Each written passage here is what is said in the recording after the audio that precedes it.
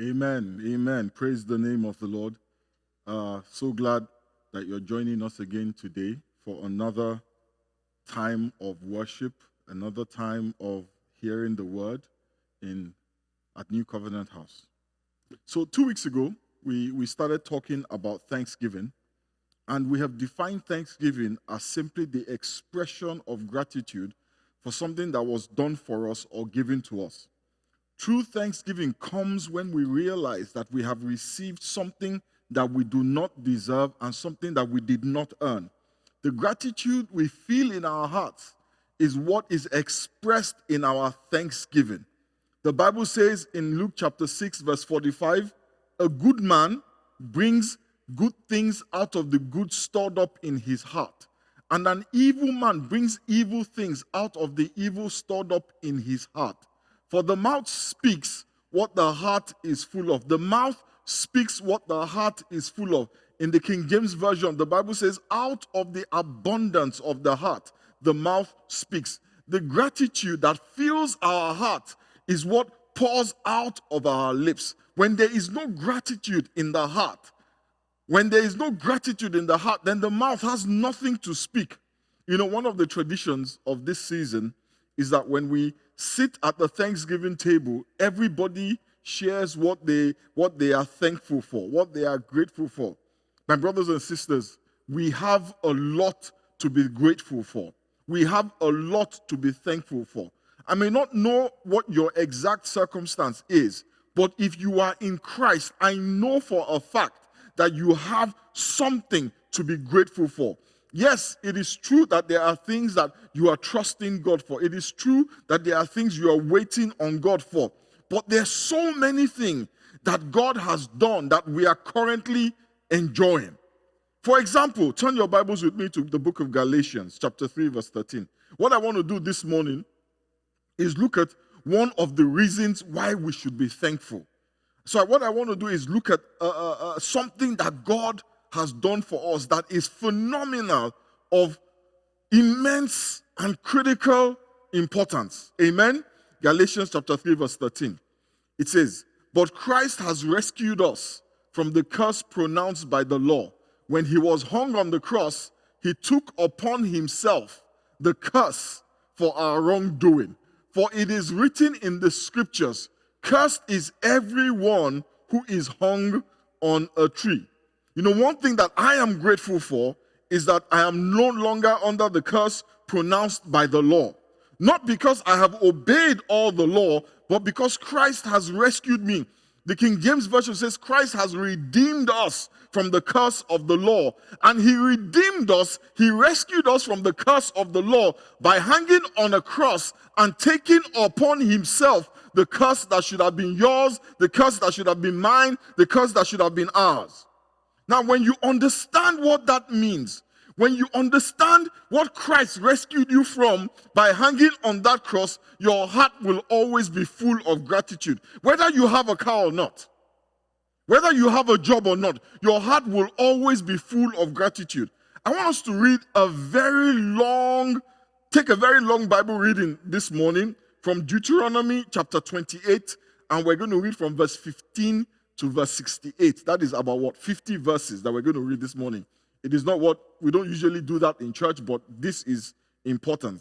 And I know that the verses we're about to read, for some of us, is going to be tough because we're very superstitious. So we avoid reading this part of the Bible. We do not want to accidentally pronounce a curse on our own heads. So we avoid it. It's a long read, but I promise it will bless you. Verse 15 of Deuteronomy 28. Now think about this for a minute before we start to read. The book of Deuteronomy, chapter 28, has 68 verses. Right? 68 verses. Out of the 68 verses, 15 of the verses speak about blessings. 14 of the verses speak about blessing. The remaining, what's the calculation? 53 verses speak about curses. Now, we always read the first 14, and we avoid the last 54. Today, we're going to read all of it. Amen? Hang in there. Verse 15 says, however, if you do not obey the Lord your God and do not carefully follow all, I want you to mark that in your Bible or highlight it on your smartphone. Do not follow all his commands and decrees I am giving you today. All these curses will come on you and overtake you. All his commands and his decrees. If you do not follow all the commands and the decrees, then all these curses will follow you and overtake you. Verse 16 says, you will be cursed in the city and cursed in the country. Your basket and your kneading trough will be cursed. The fruit of your womb will be cursed, and the crops of your land, and the calves of your herds, and the lambs of your flocks. You will be cursed when you come in, and cursed when you go out. The Lord will send on you curses, confusion, and rebuke in everything you put your hand to, until you are destroyed and come to sudden ruin because of the evil you have done in forsaking him. The Lord will plague you with diseases until he has destroyed you from the land you are entering to possess. I'm not talking about you. I'm just reading the verses of Scripture. The Lord will strike you with wasting disease, with fever and inflammation, with scorching heat and drought, with blight and mildew, which will plague you until you perish. The sky over your head will be bronze, and the ground beneath you iron. The Lord will turn the rain of your country into dust and powder. It will come down from the skies until you are destroyed. The Lord will cause you to be defeated before your enemies. You will come at them from one direction, but flee from them in seven. And you will become a thing of horror to all the kingdoms on earth. Your carcasses will be food for all the birds and the wild animals, and there will be no one to frighten them away. The Lord will afflict you with the boils of Egypt, and with tumors, festering sores, and the itch from which you cannot be cured. The Lord will afflict you with madness, blindness, and confusion of mind. At midday, you will grope about like a blind person in the dark. You will be unsuccessful in everything you do. Day after day, you will be oppressed and robbed with no one to rescue you. Verse 30. You will be pledged to be married to a woman, but another will take her and rape her. You will build a house, but you will not live in it. You will plant a vineyard, but you will not even begin to enjoy its fruit. Your ox will be slaughtered before your eyes, but you will eat none of it. Your donkey will be forcibly taken from you and will not be returned. Your sheep will be given to your enemies, and no one will rescue them. Your sons and daughters will be given to another nation, and you will wear out your eyes watching for them day after day, powerless to lift a hand. A people that you do not know will eat what your land and labor produce, and you will have nothing but cruel oppression all your days. The sights you see will drive you mad. The Lord will afflict your knees and legs with painful boils that cannot be cured, spreading from the soles of your feet to the top of your head. The Lord will drive you and the king you set over you to a nation unknown to you or your ancestors. There you will worship other gods, gods of wood and stone. You will become a thing of horror, a byword and an object of ridicule among all the peoples where the Lord will drive you. You will sow much seed in the field, but you will harvest little because locusts will devour it.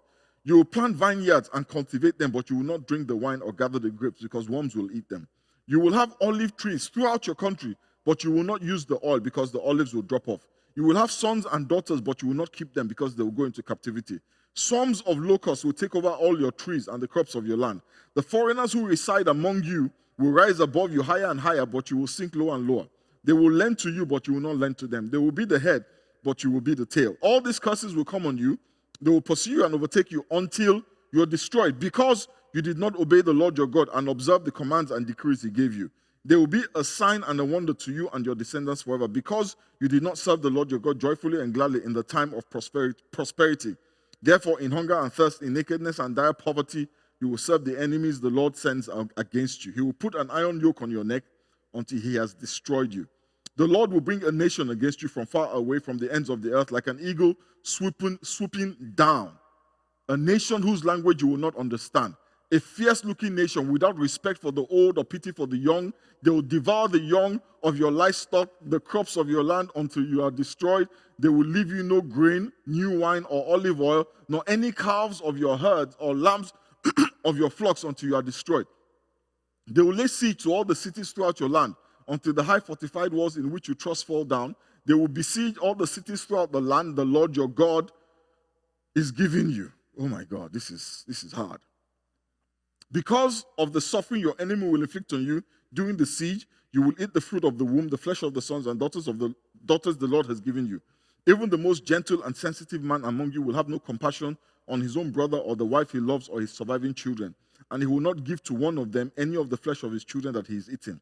It will be all he has left because of the suffering your enemy will inflict on you during the siege of all your cities. The most gentle and sensitive woman among you, so sensitive and gentle that she would not venture to touch the ground with the sole of her foot, will begrudge the husband she loves and her own son or daughter the afterbirth from her womb and the children she bears. For in her dire need, she intends to eat them secretly because of the suffering your enemy will inflict on you during the siege of your cities. This is horrible. It says, if you do not carefully follow all the words of this law, which are written in this book, and do not revere this glorious and awesome name, the Lord your God, verse 59, the Lord will send fearful plagues on you and your descendants, harsh and prolonged disasters, and severe and lingering illnesses.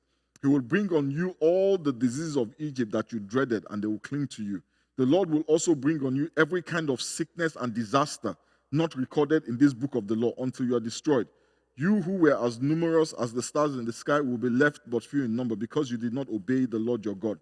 Just as it pleased the Lord to make you prosper and increase in number, so it will please him to ruin and destroy you. You will be uprooted from the land you are entering to possess. Verse 64. Then the Lord will scatter you among all nations from one end of the earth to the other. There you will worship other gods, gods of wood and stone, which neither you nor your ancestors have known. Among these nations you will find no repose, no resting place for the sole of your foot. There the Lord will give you an anxious mind, eyes weary with longing, and a despairing heart. You will live in constant suspense, filled with dread, both night and day, never sure of your life. In the morning you will say, if only it were evening, and in the evening you will say, if only it were morning, because of the terror that will fill your hearts and the sights that your eyes will see. Verse 68. The Lord will send you back in ships to Egypt on a journey I said you should never make again. There you will offer yourselves for sale to your enemies as male and female slaves, but no one will buy you. This is awful. It's horrible. These are some of the most difficult verses of the Bible that I have ever read, so I can understand the difficulty with which you have read them today. Because these curses are awful. These terrible things to happen to a human being, to befall a person, to befall a nation, that is horrible.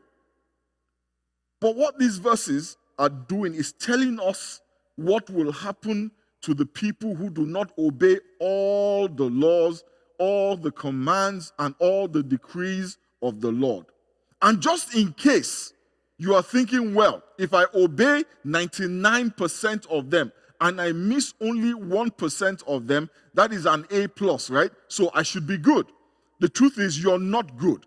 Because in James chapter 2, verse 10, the Bible says, whoever keeps the whole law and yet stumbles at just one point is guilty of breaking all of it.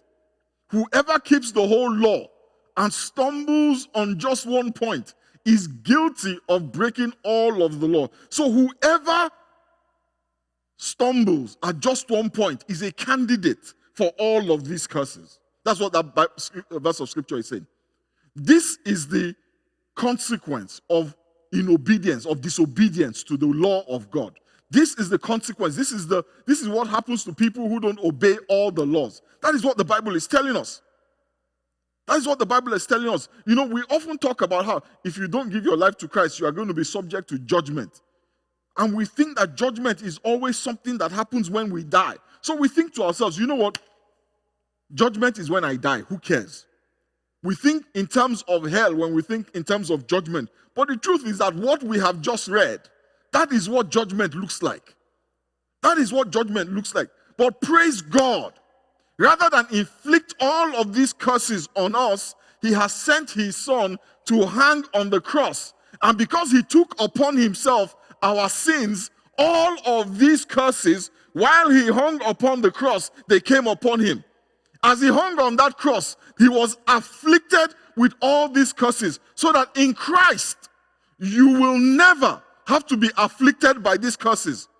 You know, when an accused person stands before a judge, it is either he is found guilty and he must pay a price for his transgressions, or he is found innocent and is released from the consequence of those transgressions. He is released because, hallelujah, he is released because he is innocent.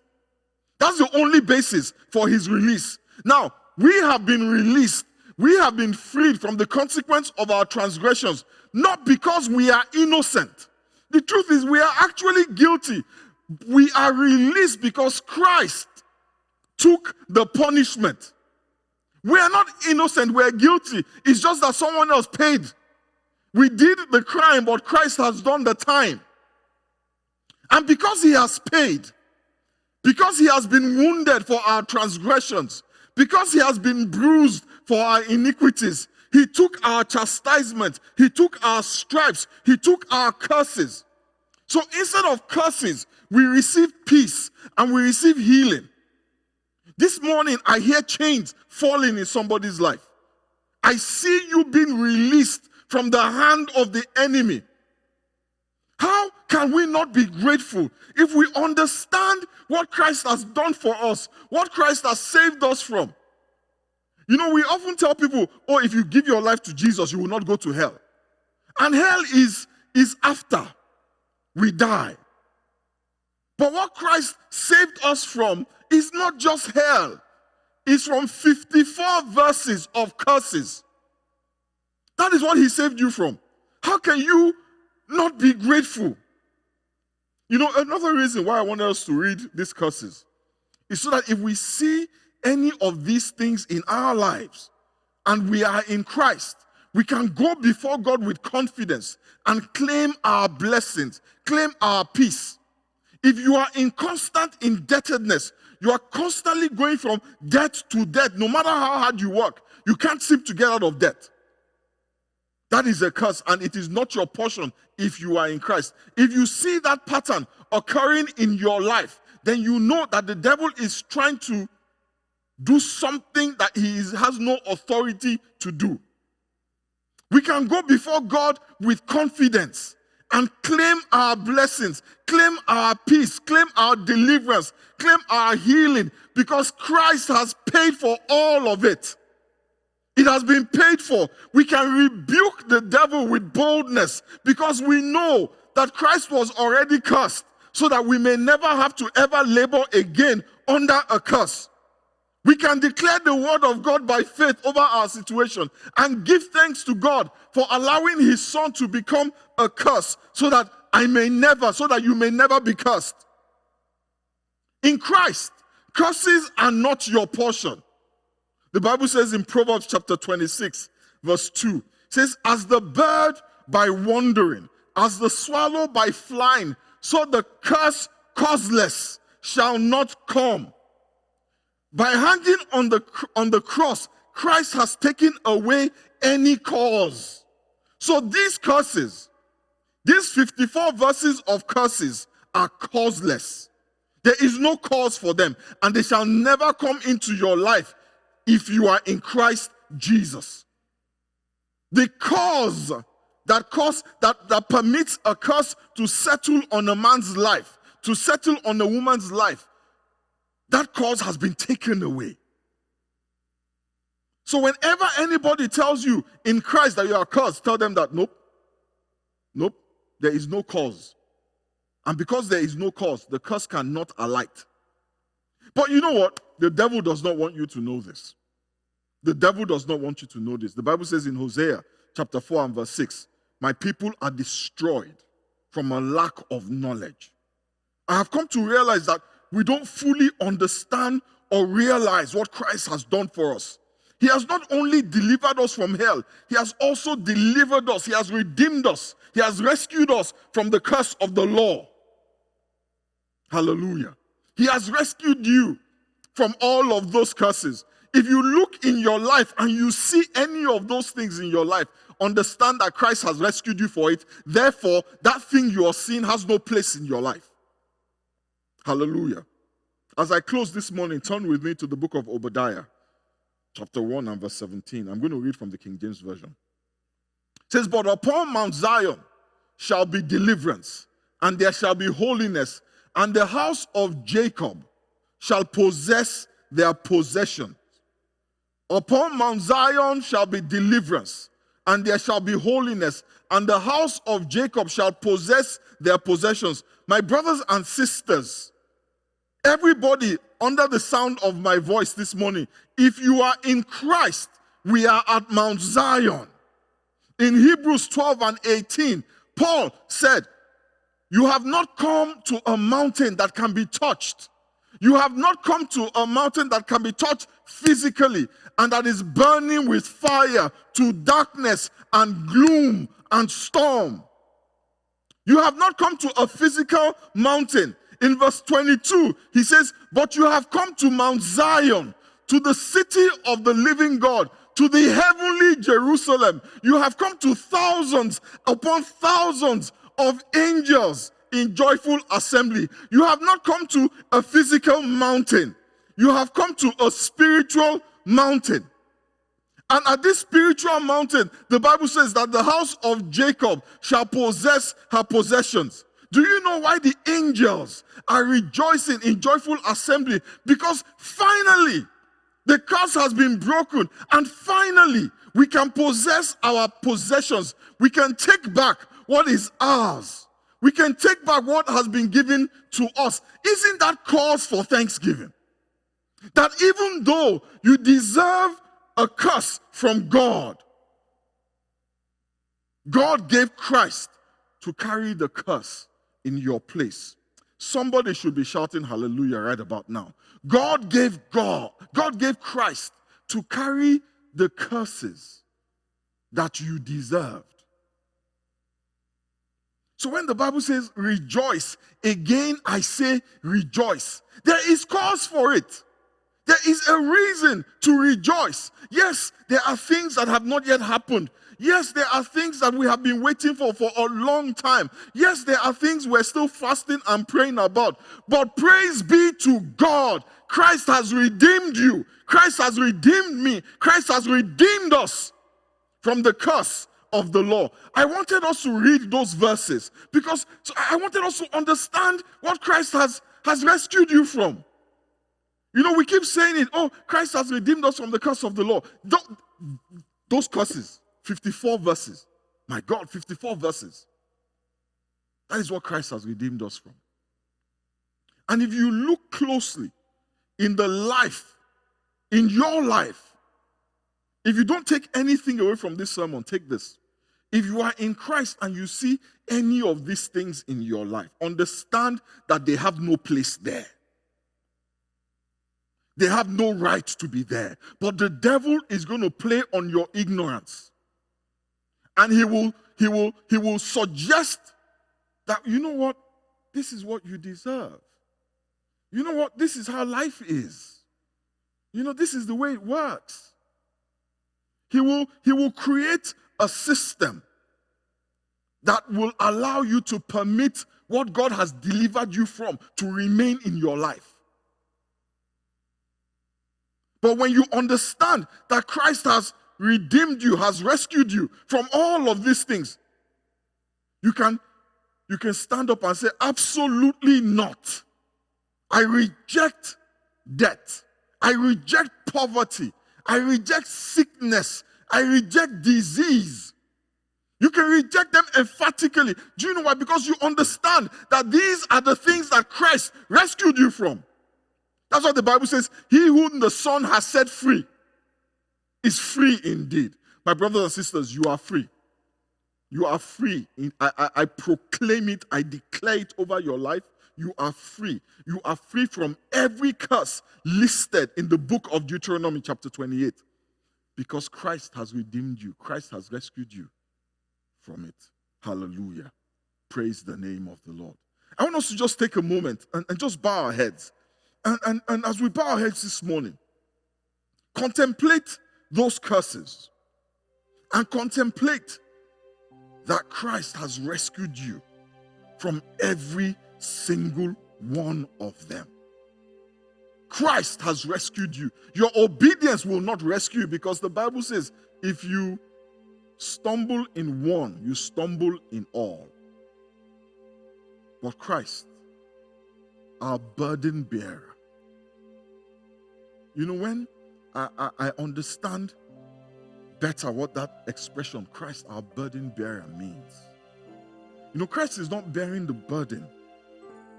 My bills, my mortgage, my car note, you know, those are insignificant burdens that Christ, relative to these curses. If these curses are taken out of my life, then nothing can stop me. It's literally like I am operating at standard temperature and pressure with the power of God behind me. Father, we thank you. Father, this morning, I am grateful. The death of Christ on the cross, I see it in a new light. It is not just about heaven and hell. It is about living under a curse or living with promises of blessings. I thank you, Father, from the bottom of my heart. We thank you, Father, from the bottom of our hearts for what you did for us on the cross of Calvary. Father, we bless you. We give you praise and we give you glory. Father, we pray that you will grant us discernment, that when the devil tries to introduce any of these things into our lives, Father, grant us discernment to see his hand at work.